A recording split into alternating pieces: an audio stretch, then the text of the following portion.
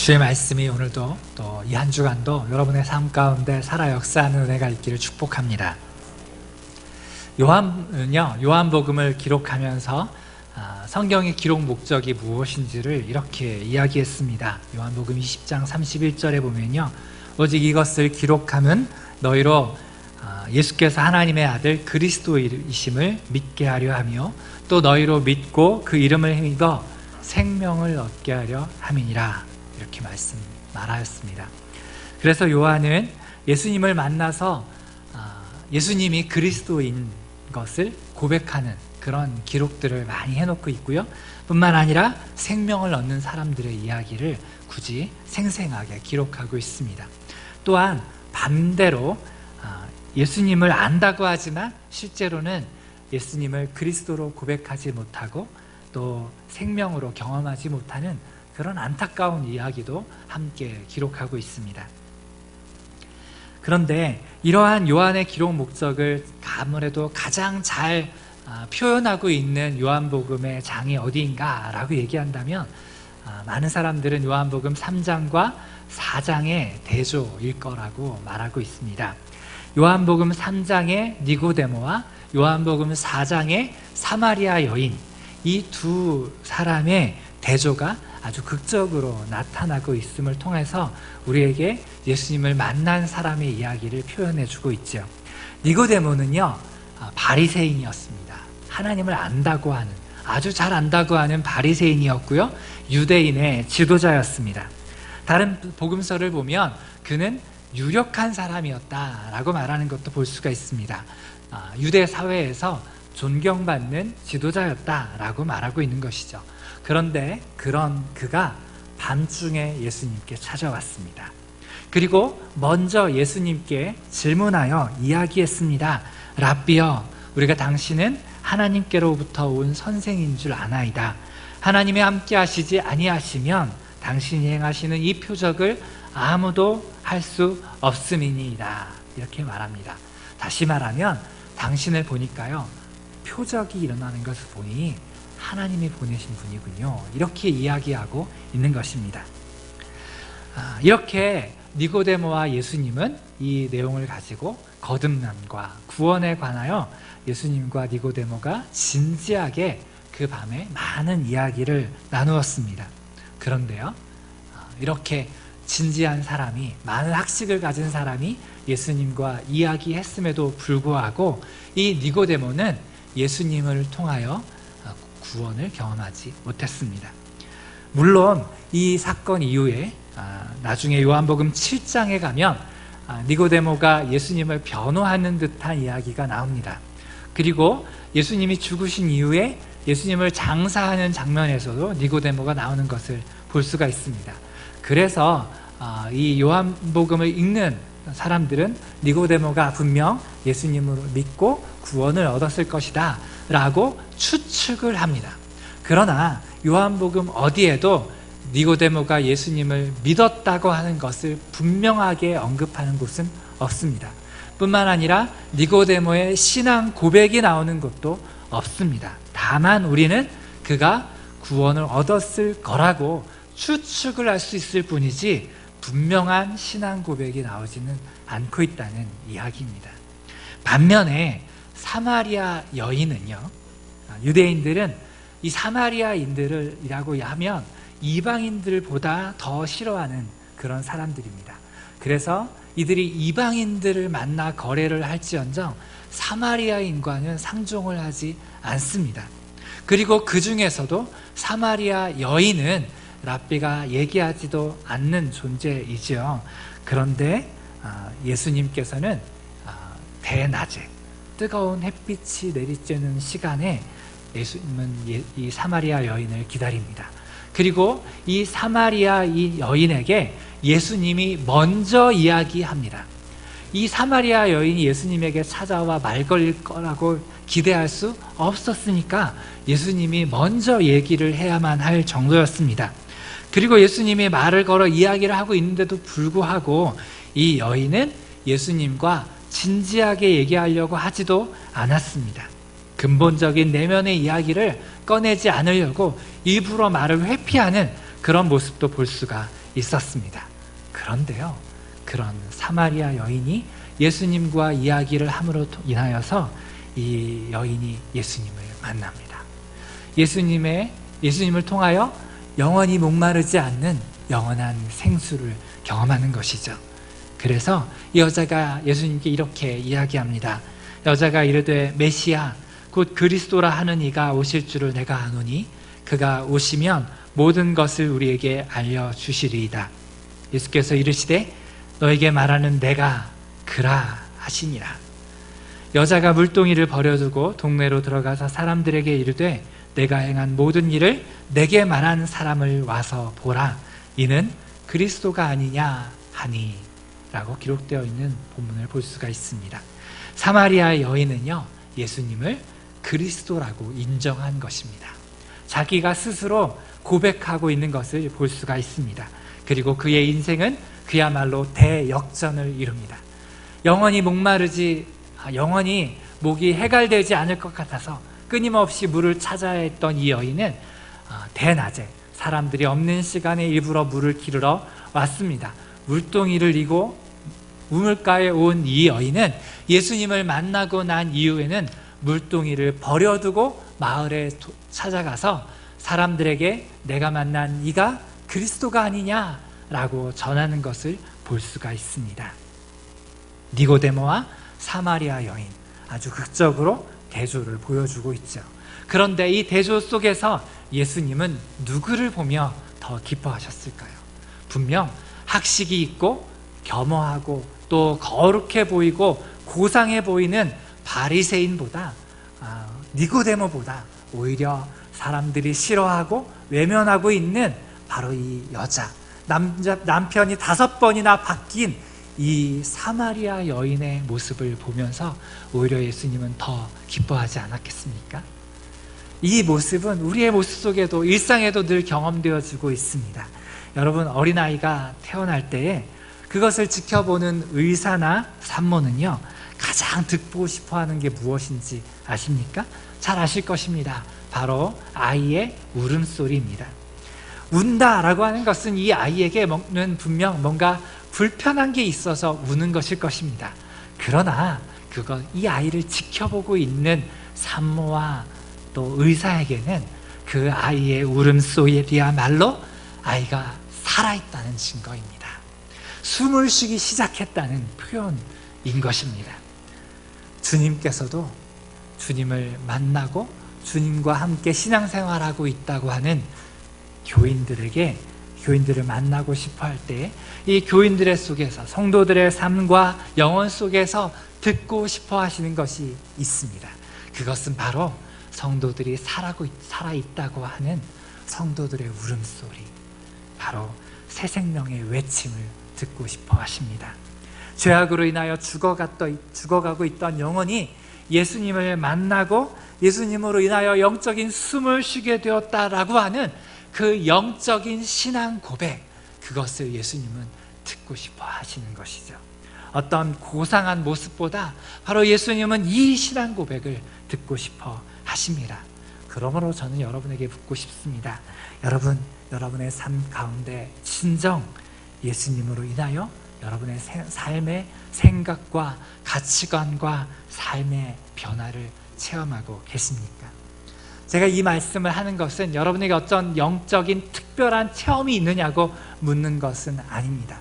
뿐만 아니라 여러분의 삶이 예수님 믿고 나서 완전히 바뀌었냐고 묻고 있는 것도 아닙니다. 제가 묻고 싶은 것은요, 예수님 만남으로 인하여 어떤 조금이라도 변화가 생겼느냐는 것입니다.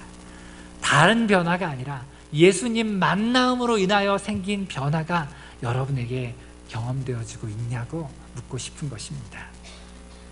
여러분, 우리는 무엇 때문에 신앙생활을 하고 있습니까? 좀 더 도덕적으로 신앙 살기 위해서입니까? 아니면 좀 더 우아한 그런 취미생활을 하기 위하여 교회를 다니고 있는 것입니까? 아닙니다.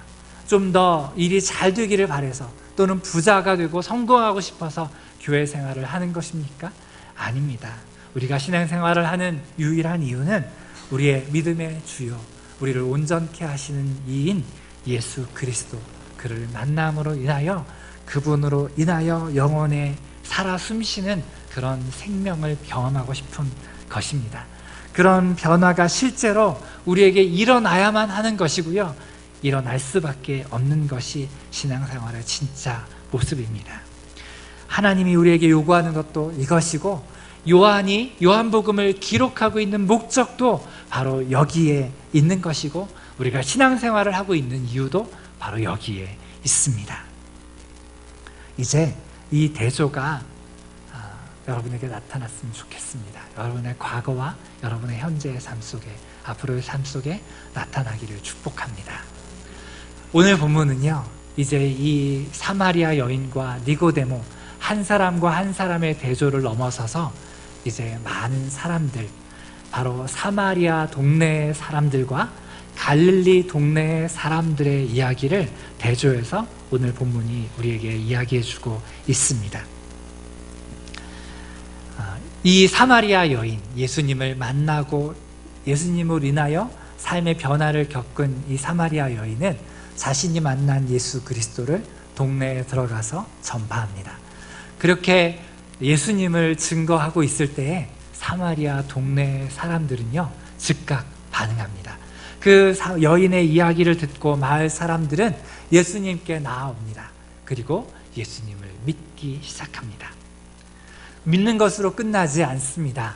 오늘 본문을 보면 이 사마리아 동네의 사람들은요, 예수님께 와서 예수님을 만나고 예수님께 그 마을에 함께 머물러 주시기를 요청합니다. 그래서 예수님이 그 동네에 이틀을 더 유하셨다고 오늘 본문은 말해주고 있습니다. 예수님이 이틀 동안 머무시면서 무엇을 하셨을까요? 먹고 즐기셨을까요? 아닙니다. 이 동네 사람들과 함께 진리에 대하여, 구원에 대하여 말씀하시고 이야기 나누셨을 것입니다. 그렇게 이야기를 나누고 이틀 동안 함께 있은 덕분에 마을 사람들이 어떻게 변합니까? 42절 보면 이 마을 사람들이 사마리아 여인에게 이제 이렇게 이야기합니다. 이제 우리가 믿는 것은 네 말로 인함이 아니니 이는 우리가 친히 듣고 그가 참으로 세상의 구주인 줄 알미라. 아멘. 우리가 믿는 것은 네 말로 인함이 아니니 이는 우리가 친히 듣고 그가 참으로 세상의 구주인 줄 알미라. 물론 39절에서는 여자의 증언을 듣고 이 동네 사람들이 예수님을 믿었다고 말합니다.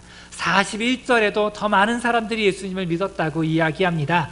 그러나 42절은요, 예수님의 말씀을 들은 사마리아 여인들이 그 여인과 마찬가지로 예수님을 진실로 그리스도로 인정했다라고 하는 표현이기 때문에 그 앞에 있는 표현과 어찌 보면 정말 다른 것입니다. 저는 먼저 이 장면에서 사마리아 여인이 진짜 복음을 잘 전했구나 라고 하는 것을 느낄 수가 있습니다. 여러분, 진짜 복음 잘 전하는 사람은 어떤 사람일까요? 내가 복음을 잘 전하니까 내 이야기를 듣고 정말 저 사람은 논리적으로 그리고 멋있게 예수님이 어떤 분인가를 설명을 잘하더라 라고 얘기하는 사람이 정말 복음을 잘 전하는 사람일까요? 내가 저 사람의 이야기를 듣고 보니까 은혜가 되고 감동이 되더라, 내가 저 사람을 쫓아다니면서 저 사람이 하는 얘기는 어디 가서라도 계속 잘 들어봐야 되겠다, 진짜 저 사람의 이야기를 들으면 나에게 이익이 되고 힘이 되는 것 같아 라고 얘기할 때 그 사람이 정말로 복음을 잘 전한 것이라고 말할 수 있을까요? 아닙니다. 진짜 복음을 잘 전하는 사람은요, 예수님의 이야기를 할 때에 그 이야기를 듣고 나도 예수님에게 가서 예수님의 이야기를 좀 들어봐야 되겠다 라고 하는 반응이 있을 때에 그것이야말로 진짜 복음을 잘 전하는 것입니다. 여러분, 우리는 많은 경우에 목회자들을 들으면서 목회자가 설교를 잘했다고 하면서 목회자를 추앙하고 목회자에게 따라다니면서 목회자만을 높이려고 합니다. 여러분, 그것은 어찌 보면 또 하나의 우상 숭배가 될 수 있습니다. 마찬가지로 어떤 사람이 간증을 잘했다고 그 간증을 잘하는 사람을 쫓아다니면서 그 이야기를 들을 때도 어쩌면 여러분 잘못하면 우상 숭배에 빠질 수도 있습니다. 여러분, 주님이 우리에게 원하시는 것, 그리고 정말로 복음을 전하는 사람이 정말로 원하는 것은요, 여러분이 그 이야기를 듣고 예수님께 가고 싶어하는 마음이 들어야 되는 것입니다. 그리고 예수님께 가서 예수님의 말씀을 들어야 되는 것입니다. 그리고 여러분이 예수님의 말씀을 들음으로 인하여 이야, 감동이 된다, 여기서 끝나는 게 아니고요, 내가 예수님을 믿어야지라는 그런 막연한 믿음으로 멈추는 것이 아니고요, 예수님이야말로 참으로 세상의 구주구나, 그분이야말로 우리의 구원자구나 라고 하는 고백이 예수님의 말씀을 듣고 나타나는 것을 볼 때에 그것이야말로 진짜 전도의 결실이 나타나는 것이라고 말할 수 있습니다. 그래서 사도 바울도 이야기했습니다. 내가 내 말과 내 전도함이 설득력 있는 지혜의 말로 하지 아니하고 다만 성령의 나타나심과 능력으로 한다, 이렇게 이야기합니다.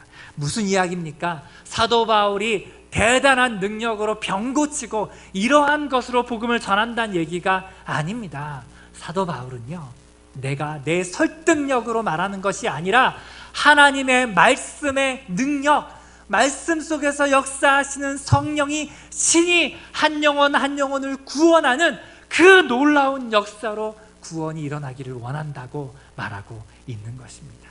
이게 진짜 전도의 모습입니다. 두 번째로요, 사마리아 사람들의 반응이 진짜 멋있고 아름다운 신앙 고백이다라고 하는 것을 경험하게 느끼게 됩니다. 사마리아 동네 사람들은요, 표적을 보고 예수님을 믿은 거 아닙니다. 예수님의 놀라운 기사를 보고 예수님을 믿은 것도 아닙니다. 이들은 간증을 듣고 예수님께 나아가 예수님의 말씀을 들었습니다. 그리고 진짜 멋있는 고백을 하지요. 참으로 세상의 구주인지 우리가 이제 알았다 라고 말하는 것을 볼 수가 있습니다. 여러분, 이게 진짜 멋있는 믿음의 모습입니다. 목회자들이 정말로 바라고 간절히 원하는 것도 이러한 모습입니다. 여러분, 단순히 어떤 설교의 은혜에 만족하는 것, 그거를 원하는 게 아닙니다. 정말 원하는 것은 내가 직접 예수님을 만나고 예수님의 말씀 속에서 은혜를 찾고 예수님을 만나는 것입니다. 여러분, 그래서 저는 여러분에게 권면하고 싶습니다. 여러분, 언제까지 누군가의 말을 듣고 예수님을 다 알았다고 그렇게 만족하며 사시겠습니까? 여러분, 제가 아무리 설교를 잘 전한다고 하더라도요, 또 아무리 대단한 목회자와 설교자들이 말씀을 멋있게 이야기한다고 하더라도요, 그 말씀은 그 목회자들이 또 그 놀라운 사람들이 자기가 말씀 속에서 꺼낸 이야기입니다. 다시 말하면 간접적인 말씀이에요. 간접적인 생명수입니다. 그래서 그 말씀은 아무리 뛰어나도 미지근할 수밖에 없습니다. 여러분이 직접 말씀의 우물 속에서 물을 끌어내릴 때에 진짜 그거야말로 여러분의 목을 시원케 할 수 있는 진짜 여름의 지하수 같은 시원한 생명수가 될 것입니다. 그러므로 여러분, 언제까지 듣는 것으로 만족하지 마시고요, 말씀 속에서 진짜 여러분이 직접 꺼내십시오. 그리고 예수님이 나의 구주구나, 나의 구원자, 나의 생명이시구나 라고 하는 것을 여러분 직접 느껴보시기 바랍니다. 그게 목회자가 원하는 것입니다. 그게 대단한 설교자들이 원하는 것입니다. 그러한 변화가 일어날 때 진짜 구원받았다고 말할 수 있는 것입니다. 저는 이게 하나님의 뜻이라고 믿습니다. 사람에 의하여, 사람의 말로 감동을 받고 그렇게 사람을 따라다니는 그런 복음, 그것이 구원이게 되면요, 복음을 잘 전한, 말씀을 잘 전한 사람이 구원자라고 착각하게 됩니다. 그래서 우리가 간혹 이렇게 얘기하지 않습니까? 너 누구 때문에 구원받았어? 이 정답은 당연히 예수님이어야 합니다. 예수님 때문에 구원받았어, 이렇게 말해야 하는데, 우리도 말의 습관 중에 이렇게 묻어나지 않습니까? 나는 어느 목사님 때문에 구원받았어, 나는 어느 전도자 때문에 구원받았어. 여러분, 이게 얼마나 잘못된 표현인지 아십니까?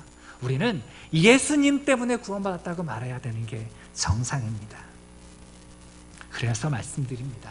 여러분, 목회자 설교 잘한다고 또는 어떤 사람들이 멋있게 얘기한다고 우상화하지 마십시오. 목회자는 최선을 다해서 우물을 길러 전해야 주는 사명을 가지고 있는 것이 사실이지만, 그래서 최선을 다하여 복음을 전하고 있지만 그걸로 만족하시면 안 되고 진짜 말씀 속에서 찾아내셔야만 합니다. 그러므로 같은 이유로 목회자가 말씀 잘 못 전한다고 무시하지 마십시오. 차별하지 마십시오. 여러분, 목회자의 설교가 아무리 형편없어도 그 목회자가 말씀을 전하고 있다면 그것은 생명을 전하고 있는 것입니다. 그러므로 그건 귀한 말씀입니다. 여기 있는 모든 그리스도인들이 진짜 말씀을 통하여 생명의 은혜를 누렸으면 좋겠습니다.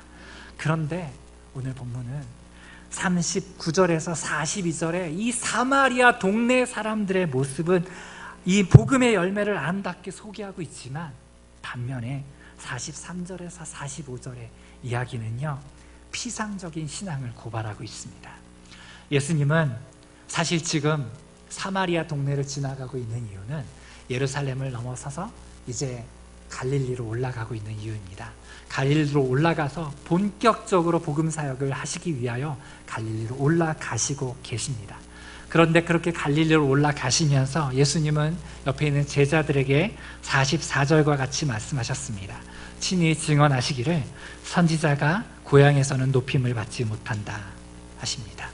무슨 이야기입니까? 내가 갈릴리로 갈 건데 갈릴리 사람들은 나를 별로 환영하지 않을 거야. 이 얘기를 한 것과 마찬가지입니다. 그런데 아이러니가 있습니다. 45절에 가면 갈릴리인들이 예수님을 차갑게 대우하지 않습니다. 오히려 예수님을 환영합니다. 그런데 예수님은 왜 44절과 같이 말씀하셨을까요? 45절 하반절과 그리고 48절에서 그 이유를 찾을 수 있습니다. 45절 하반절에서는요, 갈릴리인들이 예수님을 환영하는 이유가 이렇게 기록되고 있습니다. 이는 자기들도 명절에 갔다가 예수께서 명절 중 예루살렘에서 하신 일을 보았습니다. 이 말이 의미하는 바가 무엇인지를 48절에서 예수님이 직접 이렇게 말씀하십니다. 예수께서 이르시되 너희는 표적과 기사를 보지 못하면 도무지 믿지 아니하리라. 무엇이 문제일까요? 예수님은요, 자신을 영접하는 고향 갈릴리 사람들, 그들의 모습을 보면서도 왜 못마땅해 하고 있을까요? 그것은 그들이 예수님을 영접하는 이유는 표적과 기사를 보아야지만 믿는 피상적인 믿음이었기 때문에 그런 것입니다. 이 믿음이 어디에 나타나냐 하면 요한복음 2장 23절부터 나타나고 있습니다. 6월절에 예수께서 예루살렘에 계시니 많은 사람들이 그의 행하시는 표적을 보고 그의 이름을 믿었으나 예수는 그의 몸을 그들에게 의탁하지 아니하셨으니 이는 친히 모든 사람을 아심이요 또 사람에 대하여 누구의 증언도 받으실 필요가 없었으니 이는 그가 친히 사람의 속에 있는 것을 아셨음이라. 여러분, 예수님이 우리 보고 아십니다. 우리 마음이, 우리가 믿는다고 예수님을 쫓아다닌다고 하시지만 예수님이 우리의 마음을 아세요. 표적을 믿고 예수님을 믿는다고 하지만 이들의 진짜 영적 상태는 어떤 걸까요? 이 갈릴리 사람들의 영적 상태는 무엇일까요? 이들은 니고데모처럼 성령으로 말미암아 새로 태어나는 영적 변화에 대하여 완전히 무지한 것입니다. 이들에게는 예수님의 말씀을 듣고 예수님을 생명의 구주, 세상의 구원자로 영접하는 그런 사마리아 동네의 사람들과 같은 신앙 고백은 전혀 없었다는 이야기입니다. 이 글을 기록하고 있는 요한은 지금 자신들의 동족, 예수님의 고향 사람들인 유대 사람들, 저 갈릴리 사람들을 보면서 서글퍼하고 있는 것입니다. 이방인들, 저 사마리아 동네 사람들은 예수님을 열렬히 환영하고 예수님 때문에 구원을 받고 삶이 바뀌고 변화를 경험하는 그 아름다운 모습을 경험하는 것을 보고 긍정적으로 예수님께 반응하는 것을 보면서 그 아름다운 모습을 보면서 감동할 수 있었는데, 반면에 오히려 예수님의 고향 사람들이라고 이야기하는 유대인들, 저 갈릴리인들, 정말 예수님을 알아야 되고 정말 예수님을 먼저 알아 다른 이방인들에게 복음을 전해야 될 이 유대인들은 정작 예수님을 전혀 모르고 예수님을 오히려 나중에는 부인하고 배척하는 사람들이 되었기 때문에 지금 안타까이 기록하고 있는 것입니다. 나중에 가면 결국 예수님을 핍박하고 십자가에 죽이지 않습니까? 이들의 피상적인 표적과 기사를 보고야 믿는 그런 모습이 이러한 열매를 거둔 것입니다. 사마리아인과 같은 긍정적인 반응도 없고 사마리아인과 같이 예수님의 말씀을 들으려고 하는 의도도 없고, 그러니 사마리아인과 같은 신령한 은혜, 사마리아인과 같은 새 생명의 외침, 그런 것도 없는 것이 안타까운 것입니다. 여러분, 오늘날을 우리의 살아가는 삶 가운데는 누가 갈릴리인이고 누가 사마리아 동네 사람들일까요?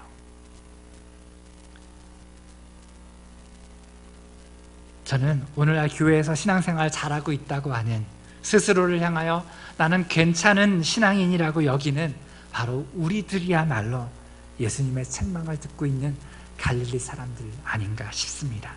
반면에 어쩌면 저 사창가의 여인들이나 저 클럽의 영혼을 잃어버린 듯한 젊은이들이야말로 예수님께서는 사마리아인들이 했던 것 같은 영접을 예수님에게 영접하는 그런 놀라운 경험을 하고 있는 그런 상황이 오늘날 일어나고 있는지도 모르겠습니다.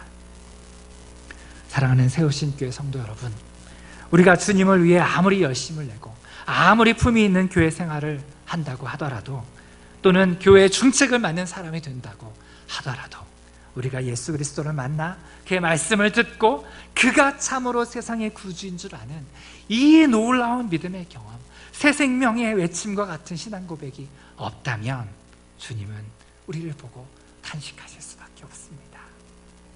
저도 여러분의 영혼과 삶 속에 진실로 오직 예수 그리스도의 이 말씀을 듣고 반응하여서 예수 그리스도를 참으로 세상의 구주로 인정하고 확신하고 영접하는 축복이 있기를